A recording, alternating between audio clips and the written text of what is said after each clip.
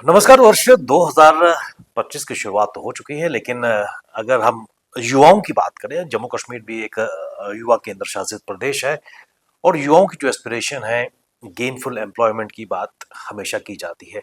लेकिन क्या कारण है कि जम्मू कश्मीर में जो रिक्रूटमेंट प्रक्रिया है, हमेशा विवादों के घेरे में रहती है और कई ऐसे उदाहरण हमने देखे हैं पिछले कई सालों में। और उसी कड़ी में सबसे महत्वपूर्ण अगर बात करें तो एंटी करप्शन ब्यूरो ने जम्मू कश्मीर में एक मैसिव रिक्रूटमेंट स्कैम को अनर्थ किया है। और आपको बता दें, ये रिक्रूटमेंट स्कैम है, इसमें फ्रॉडलेंट सिलेक्शन है, पेपर लीक्स है और फेवरेटिज्म की बात भी सामने आई है। और आपको बताते चले, ये फायर एंड इमरजेंसी सर्विसेज की जो रिक्रूटमेंट प्रक्रिया थी, उसमें ये स्कैम सामने आया है। फायरमैन ड्राइवर रिक्रूटमेंट प्रोसेस जो fire and emergency services department में सामने आया है। और कई ऐसी चीजें सामने आई हैं जिसपे स्पष्ट तौर पर ये नजर आ रहा है कि सीधा सीधा फेवरेटिज्म है सिलेक्शन में, और उसके साथ साथ पेपर लीक भी है और फ्रॉडलेंट सिलेक्शन भी सामने आई है।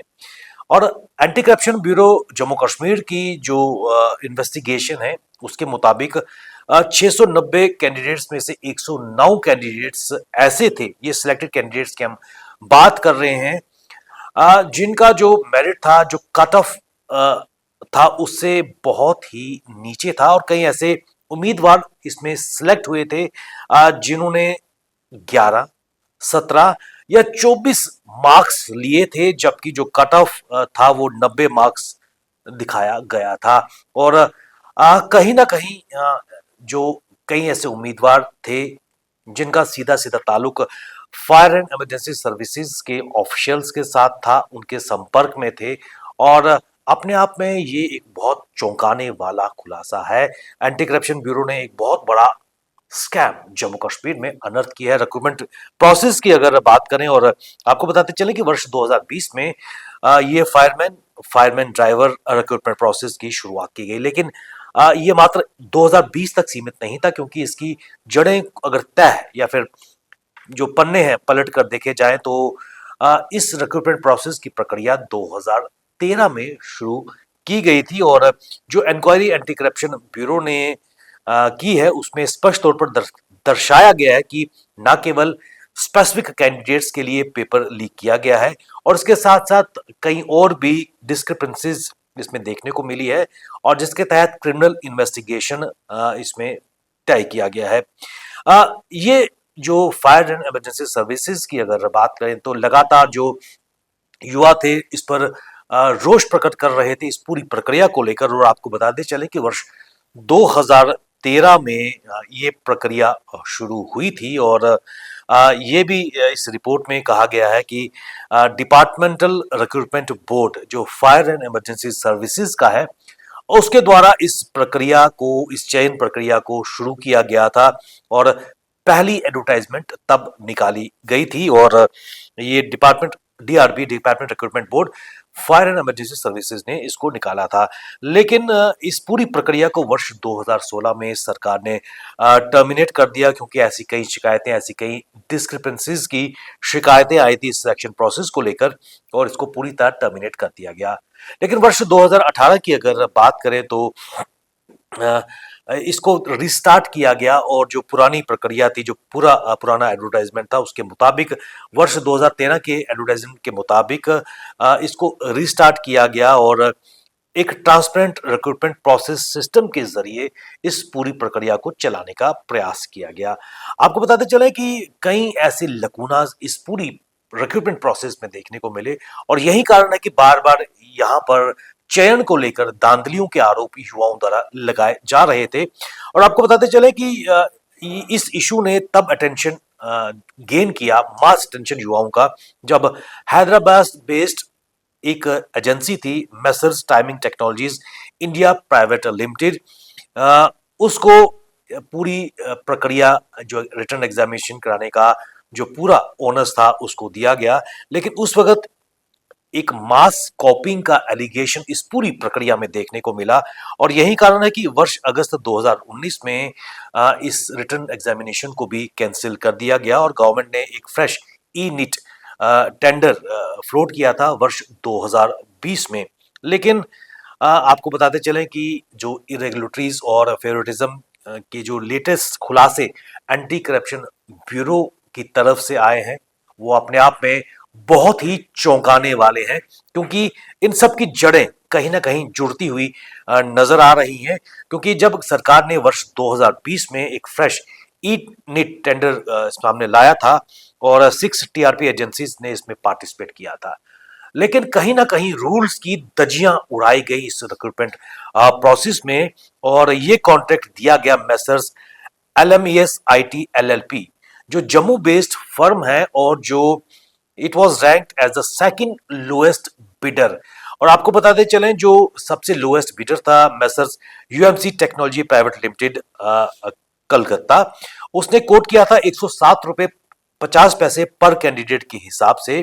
लेकिन ये कंट्रोवर्शियल टेंडर दिया गया मेसर्स LMES IT LLP जो जम्मू बेस्ड थी, और उसने 179 रुपीज पर कैंडिडेट का कोटेशन कोट की थी। और हैरानी की बात है कि एक कंपनी जो लोएस्ट बिडर है, जो इस फील्ड में काम कर रही है, 107 रुपए 50 पैसे पर कैंडिडेट के हिसाब से वो कॉन्ट्रैक्ट उसने अपनी कोटेशन दी थी, लेकिन उसको दरकिनार किया गया इस पूरी प्रक्रिया में।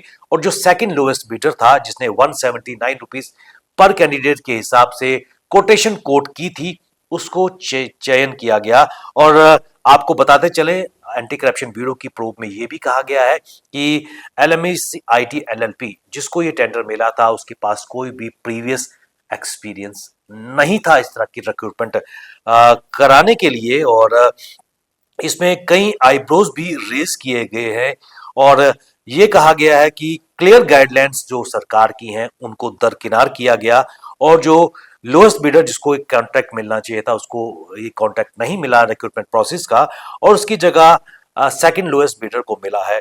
और ये भी कहा गया है कि जो LMES IT LLP जिसको ये टेंडर मिला है, उसके टाइज जुड़ती हुई नजर आ रही है महाराज कृष्ण वल्ली, जो पिछली जो रिक्रूटमेंट प्रोसेस थी उससे जुड़े हुए थे messrs timing technology India private limited, जिस पर यह आरोप था कि मास कॉपिंग का आरोप लगाया गया था। और उस वक्त ये एक न्यूली फॉर्म्ड कंपनी थी, और इस प्रोसेस की इंटीग्रिटी पे तब भी सवाल उठे थे, और महाराज कृष्ण वल्ली का नाम इसमें सामने आ रहा है।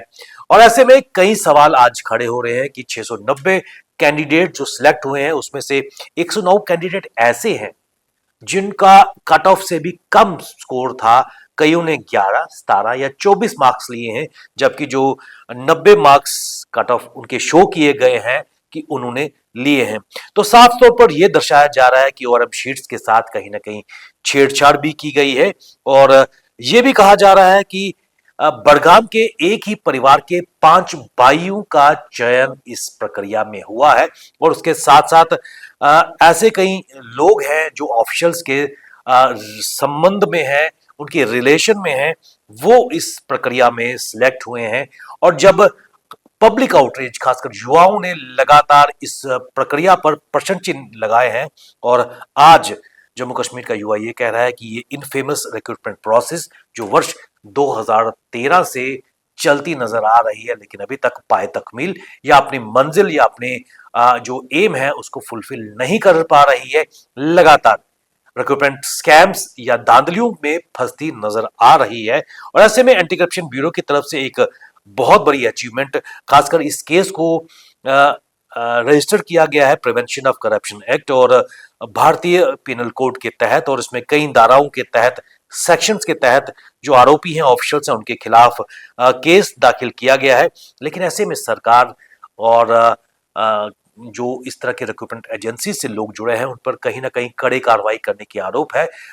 कड़े कार्रवाई करने का प्रक्रिया होनी चाहिए, ताकि आम जनता के लिए एक बड़ा एग्जाम्पल भी सेट हो सके, और उसके साथ साथ जो गवर्नमेंट सर्वेंट्स हैं जो इस तरह के स्कैम्स में मुलविस हैं, उनके खिलाफ भी कार्रवाई हो, ताकि बाकी डिपार्टमेंट्स भी एक सबक ले सकें, और इस तरह के स्कैम्स जो सीधे सीधा जम्मू कश्मीर के युवाओं के भविष्य के साथ जो प्रोसेस जुड़ी है, उनके साथ लगातार वो खिलवाड़ करते आ रहे हैं। क्योंकि वर्ष 2013 से लेकर अभी तक 2025 में हम एंटर कर चुके हैं।